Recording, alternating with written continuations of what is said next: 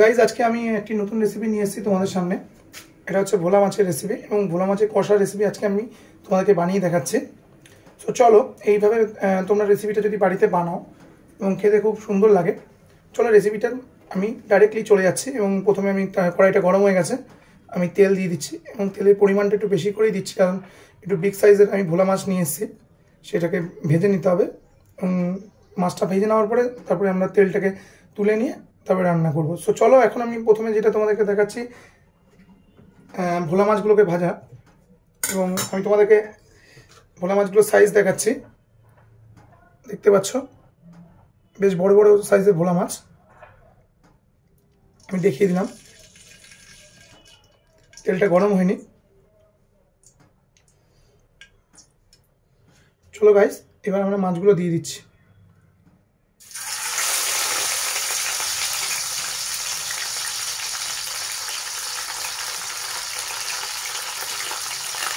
একটা করে মাছ ভাজছি কারণ তেল চিটকাবে, তাহলে মাছগুলো ভেঙে যাওয়ার সম্ভাবনা থাকে। তো দেখতে পাচ্ছ যে এইভাবে আমরা মাছগুলোকে ভেজে নেবো, তারপরে আমি ফিরছি তোমাদের সামনে। মাছটা ভাজা হলে কীরকম দেখাচ্ছি। আমি কারণ বলে রাখি প্রতিদিনের মতনই যে আমি ভিডিওগুলো খুব একটা বড় করি না। তো চলো আমি এখন ঠিক এইদিকে মন দিচ্ছি মাছটা ভাজার দিকে, যে কথা বলতে বলতে মাছ ভাজা হয় না। তো তোমাদেরকে আমি জাস্ট প্রিপারেশনটা দেখালাম যে কীভাবে মাখিয়ে রেখেছি এবং ভোলা মাছটা, এবং এতটা পরিমাণ তেল নেবো, তেল নেওয়ার পর মাছটাকে দেবো এবং মাছটাকে প্রপারভাবে ভেজে নেবো। তো মাছটা ভাজা হওয়ার পরে আমি তোমাদেরকে দেখাচ্ছি। দেখতে পাচ্ছ মাছটা ভাজা হচ্ছে এক পিটি এবং সময় লাগবে, তাও আমি মাঝখানে চলে এলাম, তোমাদেরকে দেখানোর চেষ্টা করছি। এবং এক পিস করেই ভাজবো, কারণ যেহেতু কড়াইটা ছোটো, সারফেসটা ছোটো, সেক্ষেত্রে আমরা 3টে ভোলা মাছ এখানে ইউজ করছি এই রেসিপিতে। এবং এইরকম সাইজের বিগ সাইজের ভোলা মাছ নিয়ে এসেছি বাজার থেকে। তো তোমাদের যদি বড় কড়াই থাকে অবশ্যই তোমরা 2-3টে করে ভাজতে পারো, বাট আমার এই কড়াই অনুযায়ী আমি একটা করে ভাজছি এবং তেল প্রচুর পরিমাণে দিয়েছি মোটামুটি, নাহলে মাছটা ভালো ভাজা হবে না। এবং এই মাছটাকে একটু ভালো করে ভাজতে হবে, যেহেতু আমি বলেছিলাম তোমাদের ভোলা মাছের কষা বানাচ্ছি এবং সিম্পল ওয়েতে বানাবো, কিন্তু টেস্টি হয় প্রত্যেক। ওকে, চলো মাছটা একটু ভাজা হোক, এপিট ওপিট করে ভেজে নিই, তারপরে তোমাদের সামনে আমি ফিরছি। গাইস আমাদের মাছ ভাজা হয়ে গেছে এবং দেখতে পাচ্ছেন আমি তেলটা কমিয়ে নিয়েছি এখানে। এবং আমাদের মাছ ভাজাটা আমি দেখাচ্ছি, আপনাদেরকে দেখানোর চেষ্টা করছি। দেখুন আমি মাছ এভাবে ভেজে নিয়েছি, 3টে মাছ। আপনাদেরকে বলেছিলাম যে একটা একটা করে ভেজেছি, তাই না অনেক সময় ওয়েস্ট হয়ে যাবে, ভিডিওটা লেন্দি হবে, তাই ভিডিওটা লেন্দি করার চেষ্টা করিনি আমি। জাস্ট এইভাবে ভেজে নেবেন মাছটা। ওকে, তো এবার আমরা প্রিপারেশনে যাব, যে ভোলা মাছের কষা রেসিপিটা বানানোর জন্য যে যে প্রিপারেশনগুলো লাগে সেগুলো আপনাদেরকে আমি দেখাচ্ছি। প্রথমে আমি পেঁয়াজ, আদা, রসুন 3টে পেস্ট করে রেখেছি মিক্সিতে, সেটা আমি এর মধ্যে দিয়ে দিচ্ছি। এবং ওভেনের আঁচটা আমি বাড়িয়ে দিচ্ছি।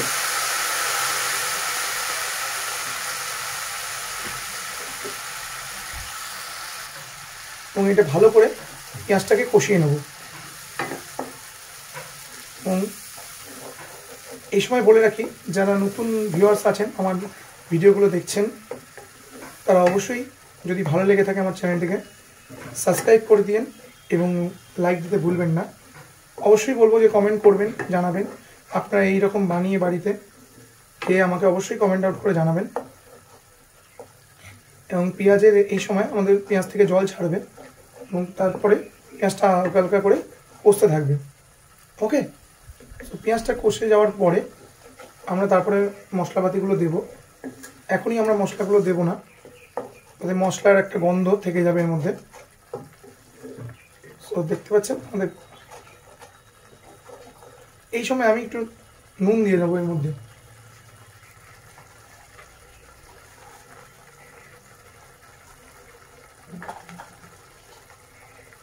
অল্প নুন দিয়ে নেব।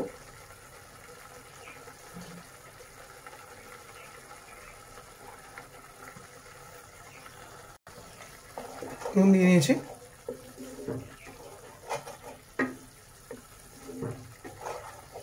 পেঁয়াজটা কষতে একটু সময় লাগবে।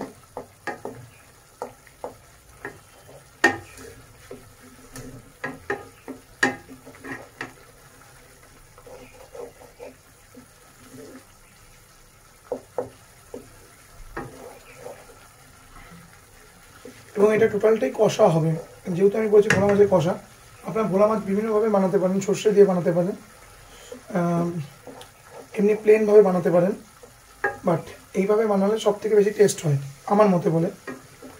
যে আমি প্রত্যেকটা রেসিপি আগে বানিয়ে নিই, খাওয়ার পরে নিজে ভালো লাগবে দেন আপনাদেরকে আমি শেয়ার করি, তার আগে করি না। দেখতে পাচ্ছেন পেঁয়াজ থেকে জলটা ছাড়ছে। আমি এই সময় একটু লক্ষ্য করুন, আমি কোনো হলুদ নুনটা জাস্ট দিয়েছি, হলুদ লঙ্কার গুঁড়ো যা যা আছে ইনগ্রিডিয়েন্টসগুলো, ধনে গুঁড়ো সেগুলো আমরা দিইনি, এগুলো পরে দেবো একটু।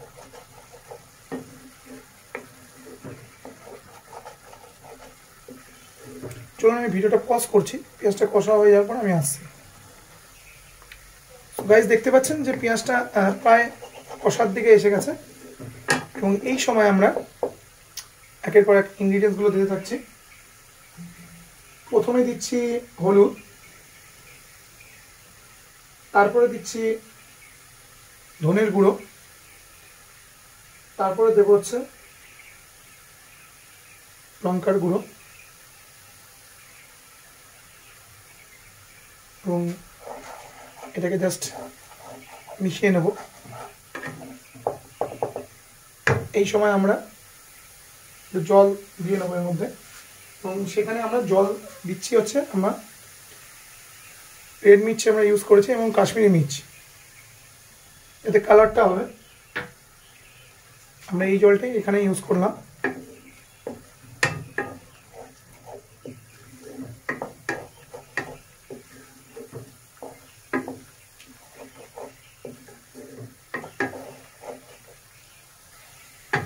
দেখতে পাচ্ছেন এবং পেঁয়াজটা ভালো করে কষাতে হবে এবং পেঁয়াজ থেকে যখন গা দিয়ে যখন তেলটা ছেড়ে যাবে দেন আমরা তখন একটু পরিমাণ জল দেব। আপনারা চাইলে এই রেসিপিতে টমেটো ইউজ করতে পারেন, বাট আমি টমেটো ইউজ করিনি, পার্টিকুলার এই রেসিপিতে আমি টমেটো ইউজ করছি না, টমেটো ছাড়া বেটার লাগবে। তাও বলে রাখি যারা যারা টমেটো ইউজ করতে চান অবশ্যই করতে পারেন।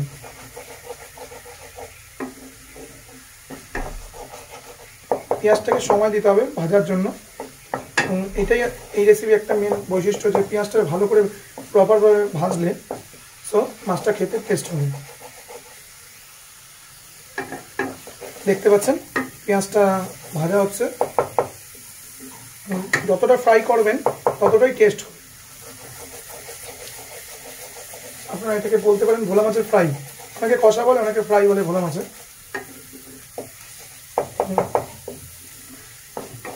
আজকে আমি বাজার থেকে বড় সাইজের ভোলা মাছ নিয়ে এসেছি এবং আপনারা অবশ্যই দেখলেন যে বিগ সাইজের।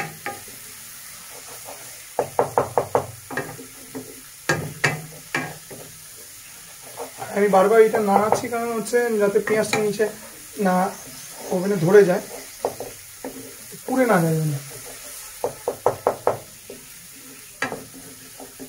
এবং এটা খুব সাবধানে করতে হবে বলে রাখি এখানে।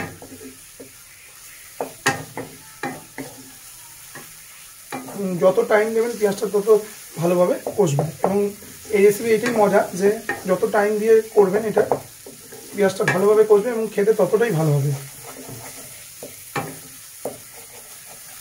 চলুন পেঁয়াজটা একটু কষে নিই এবং পেঁয়াজ থেকে তেল ছাড়বে, তার সেই সময় আমি ফিরছি। ওকে, তো গাইস দেখতে পাচ্ছেন আমাদের পেঁয়াজটা ভালোভাবে কষা হয়ে গেছে এবং তেল ছেড়ে দিয়েছে অল্প অল্প। তো এই সময় আমরা এর মধ্যে জল দেব, জল দিলাম,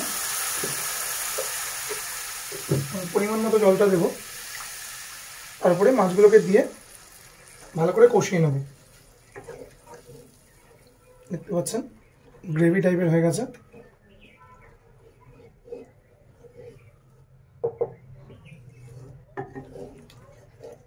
এবং একটা সুন্দর স্মেল বেরোচ্ছে। এই সময় আমরা মাছগুলো দিয়ে দেবো, আমি হাতে দিয়েই দিচ্ছি মাছগুলোকে।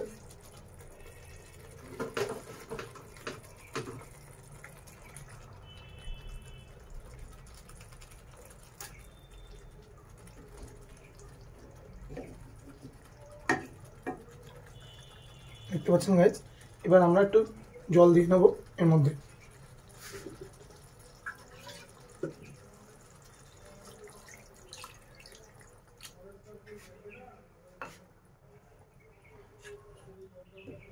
মাছটা উল্টে দেবো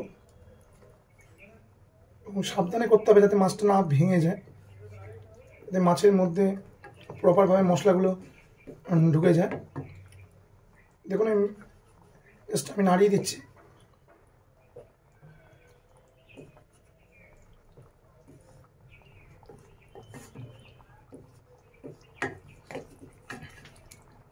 এবারে আমাদের টাইম দিতে হবে যে এই মশলাটা ভালো করে আটটু ফুটে যায় এবং কষে যাবে, তারপরে আমাদের তৈরি হয়ে যাবে ভোলা মাছের এই কষা রেসিপিটি।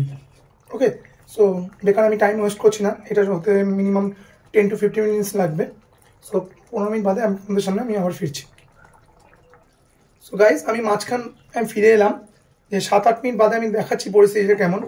আমি এই সময় ফ্লেমটাকে লো আঁচে করে দিয়েছি এবং দেখতে পাচ্ছেন এখান থেকে জাস্ট আমি একটু আপনাকে দেখানোর চেষ্টা করছি এরকম করে।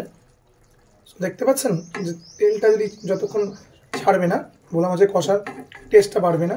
এবং পেঁয়াজের থেকে যখন তেলটা ছেড়ে যাবে তখনই আমাদের ভোলা মাছটা তৈরি হয়ে যাবে। এই জন্য আপনাদেরকে বলেছিলাম 15 মিনিটস মতো এটা রাখতে হবে। কারণ এক হাতে আমি ট্রাইপড দিয়ে দেখানোর চেষ্টা করছি, হয়তো ঠিকভাবে দেখাতে পারছি না আপনাকে। দেখুন আমি জাস্ট এই সময় হালকা করে সাইডে নাড়িয়ে দিচ্ছি এবং পেঁয়াজের থেকে পুরো তেলটা ছেড়ে যাবে। ওকে, সো আমাদের আরও ধরুন 10 মিনিটসের মতো সময় দিতে হবে, তাহলে পেঁয়াজ থেকে আমাদের তেলটা ছেড়ে যাবে।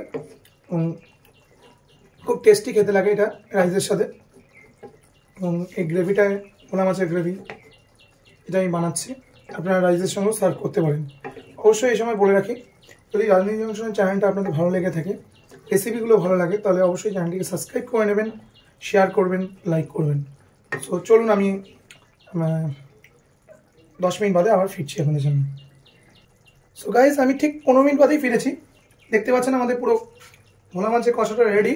এই সময় আমরা গরম মশলা যেটা পেস্ট করে রেখেছিলাম সেটা দিয়ে দেবো, এর উপরে দিয়ে নেব। গরম মশলাটা দিয়ে দিলাম আর ঠিক আরও 5 মিনিটস আমরা এই লো ফ্লেমেই রাখবো এবং তাহলে আমাদের ভোলা মাছের কষা রেসিপিটি তৈরি হয়ে যাবে। আপনি দেখতে পাচ্ছেন একটা সুন্দর কালার এসেছে। এই মাছটা করা খুব একটা টাফ না, কিন্তু পেঁয়াজটা যেটা মেনলি হচ্ছে, ভাজাটাই হচ্ছে সব থেকে এখানে ব্যাপার। এবং ভালো করে কষিয়ে না করলে এই মাছটা টেস্ট লাগে না খেতে। তো চলুন একদম আমি প্রিপারেশনে করে ডিশে সাজিয়ে আপনাদেরকে সামনে আসছি। ওকে, সো গাইজ দেখতে পাচ্ছেন যে এই পরিস্থিতিতে দাঁড়িয়েছে এবং ভোলা মাছের কষাটা বানিয়েছি, আপনাদেরকে দেখানোর চেষ্টা করছি এবং সামনে থেকে ভিউ দেখুন। আমি চেষ্টা করছি আপনাদেরকে, এবং কালারটা খুব দুর্ধর্ষ হয়েছে। সো আপনারা অবশ্যই বাড়িতে বানান, জানান কেমন হয়েছে। সো আজকে এইটুকুই, আবার অন্য কোনো দিন আমি একটা নতুন রেসিপি নিয়ে আসবো আপনাদের জন্য। Thank you.